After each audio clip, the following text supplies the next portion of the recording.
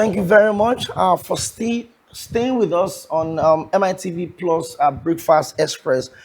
We just had that conversation with the founder of the Touch of Refuge Welfare Foundation, Dr. Temitope Ogundile Aborishade. She joined us on the show to talk to us about some of the things that the boy child is going through.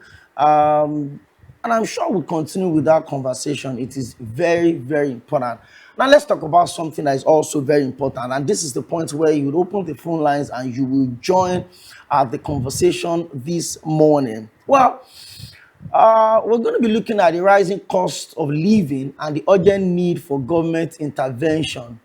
The average cost of a 5 kg cylinder of cooking gas surged in March 2026, hitting 7,655 naira, while a 12 kg cylinder climbed to 19,652 naira 83 kobo.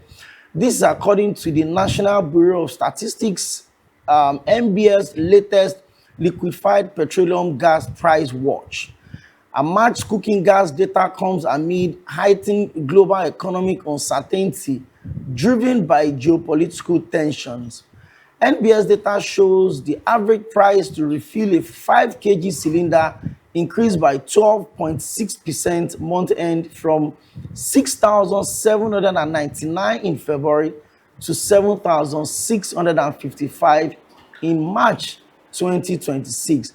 On a year-on-year basis, the price rose 4.55% from 7,322 recorded in March 2025. How should the government provide succor for Nigerians? It is time for you to give your suggestion, and that is why I'm inviting you to join us on the show today on 0707 3800 959. I take the number again: 0707 3800 959. What would you suggest to the government to do at this point to reduce the high cost of food, of feeding, of surviving in Nigeria? You can call us, text, or reach out to us on WhatsApp on 0707 3800 959. We're waiting for your calls on MITV Plus Breakfast Express. So, one of the things that we would always want every day when we wake up is to put food on our table. And when it's becoming so difficult, when it's really becoming sometimes almost impossible to survive in a country where people should live in luxury, it has become a country where food is now a luxury. Everywhere you turn to, you go to the churches, you go to the mosque, you go to the mall, you come out of the bank, you go to the markets. Even if you go cut your hair, as you're coming out, somebody somewhere is asking you for money. Somebody somewhere is begging you for money. Somebody somewhere is even saying, don't give me money. Just take me to where they are selling food and buy food for me. That is where we are right now. Especially more disturbing if you look at the gulf of class between the governed and the government. On one hand, the government is telling us to tighten our belts. On the other hand, the government is living on extreme luxury that is making the citizens to doubt and ask questions about what are the thoughts of our leaders. Do they see us? Do they notice us? Do they even know that we exist at all? Or to them, it's just holding on to political power, wait for the next election cycle, give handouts to the people, give them cups of rice, give them, wrappers, give them face cap, give them polo to wear. Is that the way the people deserve to be governed? Or perhaps we're just a reflection of the leaders that we decide to choose? When election comes, what are the things that forms your political decision? Well, is it because, oh, this person is from my tribe? I don't care if he or she can deliver. As long as he's Hausa like me, I'm following him. As long as he's Yoruba like me, I'm voting him. Or perhaps it is because you share the same religious sentiment. Oh, I'm Christian, he's Christian, and I'm going to vote for him on that basis. Or maybe It is just because of that is the choice of your political party, and you don't care whether it's credible or capable or not. You just go with those primordial sentiments. And they would always say that elections have consequences, actions and inactions. I would always tell people, when you don't vote on election day, that is inaction. It has consequences also, because you've denied yourself the opportunity to have the right people govern you. If you also vote on an election day, that is action, but those actions could also have consequences if you don't vote based on the right expectations, based on the right indices. If you don't vote based on the track records of people who has the ability to deliver effective social services and good governance to the people. We're going to come back to what we're dealing with right now. Well, we read during the newspaper review that petrol could go as high as 1,400 naira per liter. But guess what? The political class don't care at the moment. Everyone and every single one of them is picking up nomination forms, looking for endorsements, lobbying for consensus, just to make sure that they hold on to power. But what is power without influence? What is power if it does not increase or improve the quality of life of the people that gave you those power? Election is a social contract. So you come to me as a candidate, vote for me. If you vote for me, I'm going to do this and this and this. And then I voted for you. That means I held on to my own bargain of the conversation. But what did you do? You didn't do what you're supposed to do. That is why people are suffering. That is why people are buying a 5 kg cylinder of gas for 7,655 naira. A country so richly blessed that they said we not even tapped our natural gas rather at all. So why are we in this place? We've identified all of these problems: insecurity, farmers can't go to the farms, this and that. But from your own opinion, what would you suggest that the government should do? 0707 8388 959. You can join the conversation and let's see how much of that we can take. What would you suggest that the government should do in this case? But I think we should take a very short break so that when we come back, we pick the calls and then we'll allow you to share your thoughts. You can also text us in case you're struggling to link up and it's difficult because of how busy the lines can be sometimes. You can always text us. We're asking you this morning, what would you suggest the government should do to limit the cost of food, cost of basic amenities in Nigeria? Let's take a break. We'll be right back.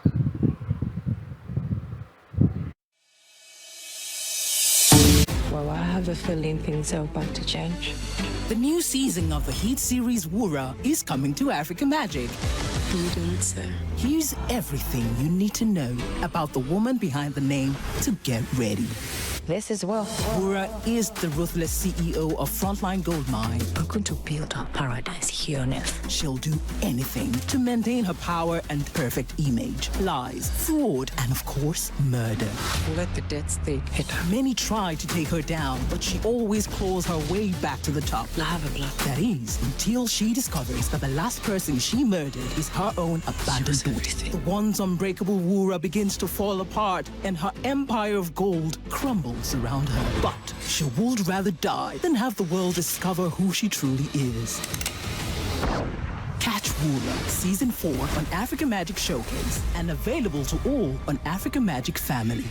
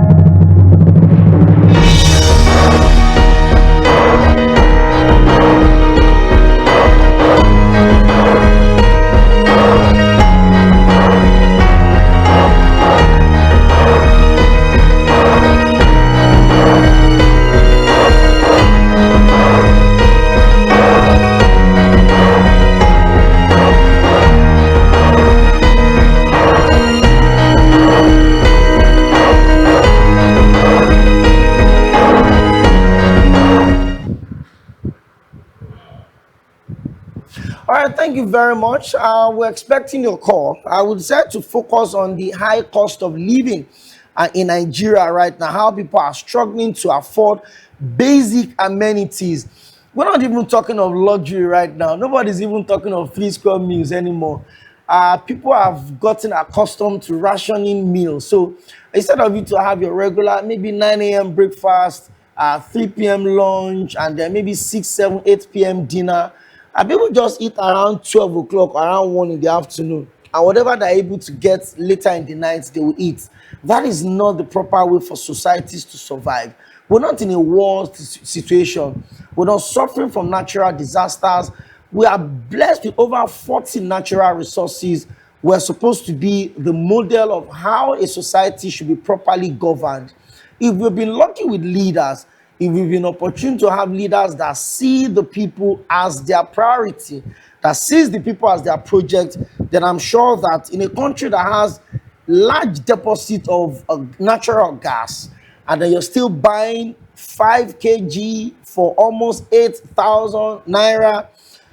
If you're watching me this morning, what would you suggest the government should do, especially with the potential of a liter of petrol going as high as 1,400? What is the minimum wage, by the way? 70,000. Does that buy a bag of rice? Let's say it does. But is that the only thing you survive on? If you buy a bag of rice, what would you use to buy gas to cook the rice? What would you use to get tomatoes? You've got to find a way to survive. And for those people that are not on minimum wage, how would they put their lives together? 0707 3800 959. Join us. Okay. Okay, there's a message here. Okay. This one is from, it's sent personally to my phone. And this one says, we keep talking about what the government should do, and they don't listen to us. On the other side, the people will still collect token and go and vote from the same government. Nigerians are the problems of Nigeria.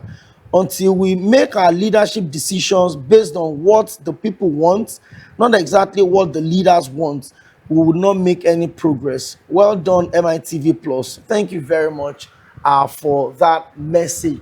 But I'd love to take your calls. 0707 3800 959. If the government make promises to provide social services for us and they failed in that promise, what should we do? If the government had promised to protect us, provide security for us, which is their primary responsibility, according to the constitution of this country, the primary responsibility of every government at every level, federal, state, or local, is to see to the safety first and the welfare of the people. And when those two constitutional provisions is being denied the people, the questions will need to be asked. And in this case, the questions are not asked via violence. The questions are asked via the ballots. If you have leaders that are not leading you well, every election cycle gives you the opportunity to change them. Every election cycle gives you the opportunity to either consolidate the person you voted first, or you remove that person in office from not working. But first and more than anything else, what would you suggest that the government should do to control the issues that we have right now? Let's pick some calls. Hello, good morning. Hello, good morning. Welcome to MITV Plus. Good morning. Your name and where are you calling from? My name is Anthony.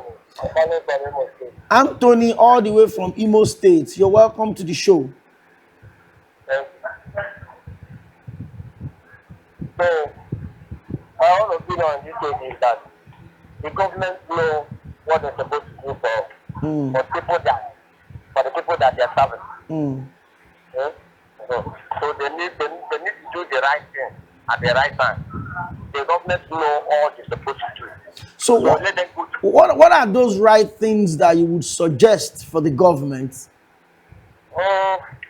what I suggest on my own is that at least in terms of anything concerning fuel matter, food, hospital, all these things that our people need to grow more. Look at every day they are talking about rising. You understand? All these things is not what we need. They know what they're supposed to do for us in this country. Thank you very much for joining the conversation today. And my guest says that the political leaders know what they should do for us. It is we that we have to push them to do those things. And I would always tell people, we don't have new problems in Nigeria.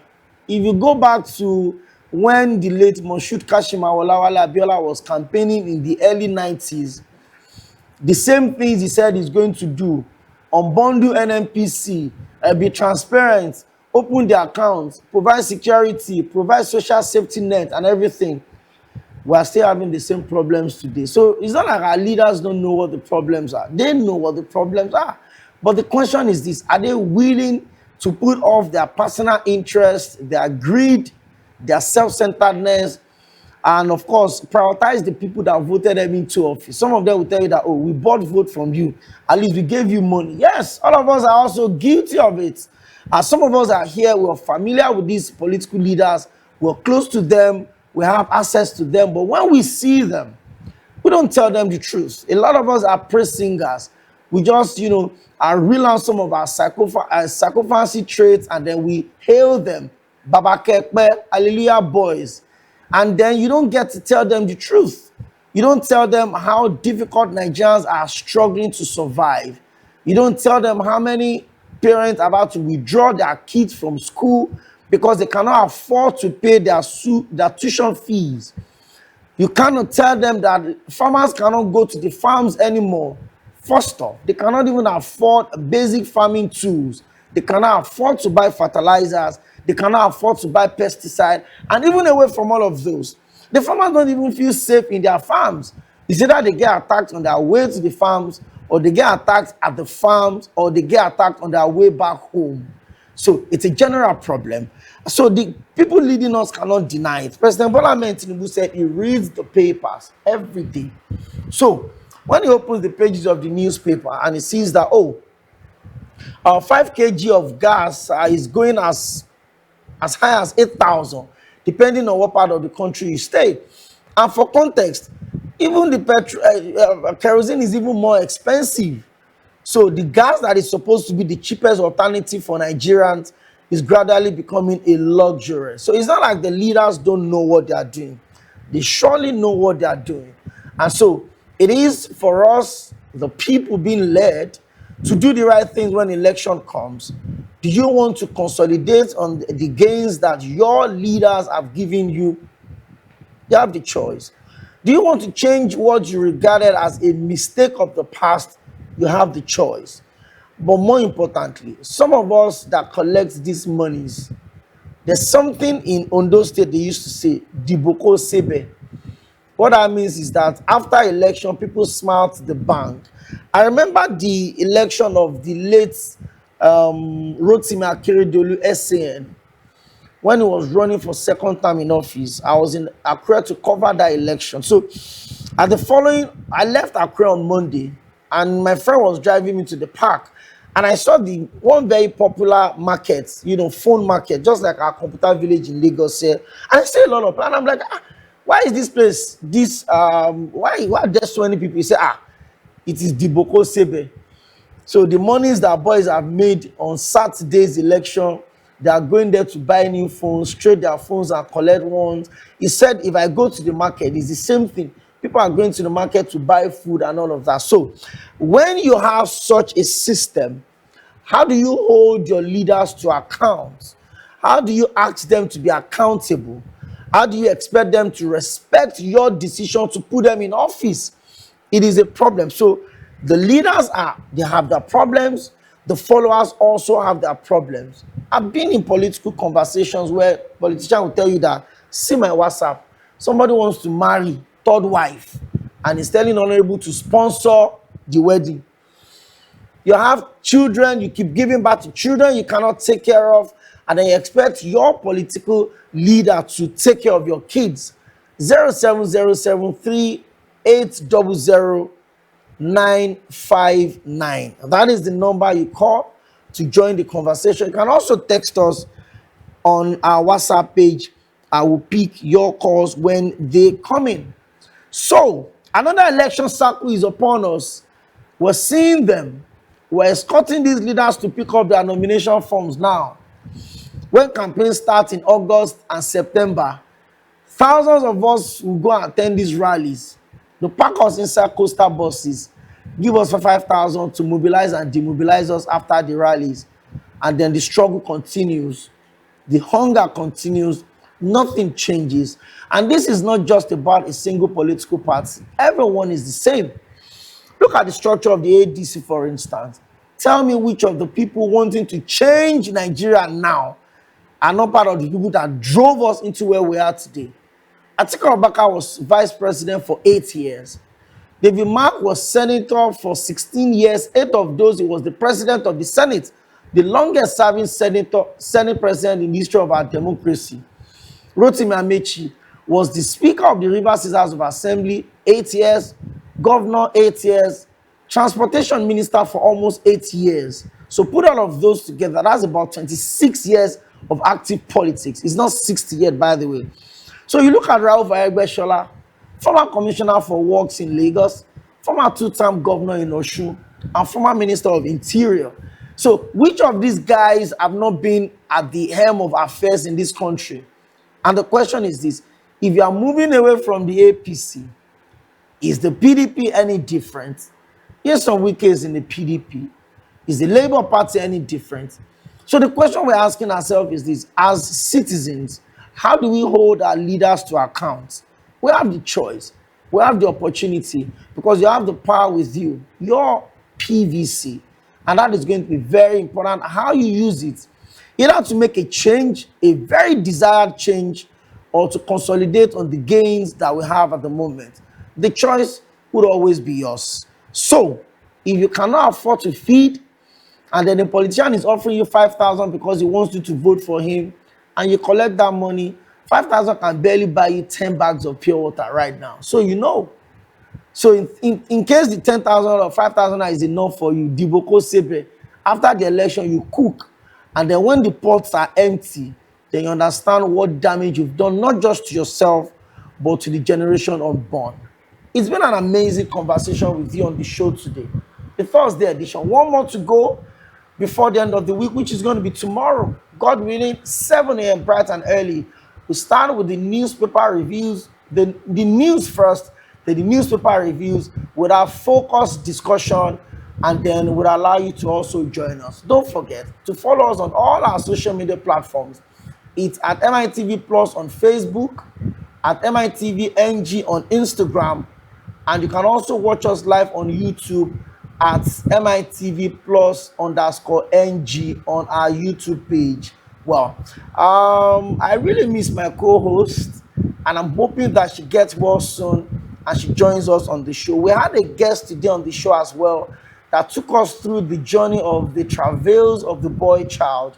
Please get the conversation going. My name is Opeyemi Akina. Have a beautiful Thursday for yourself, and keep your dial locked on MITV Plus for the very best of programs and content. Stay safe, and don't forget, the task of rebuilding this country doesn't just rest on our leaders. You as a follower, you have your roles to play. Have a beautiful Thursday, and bye for now.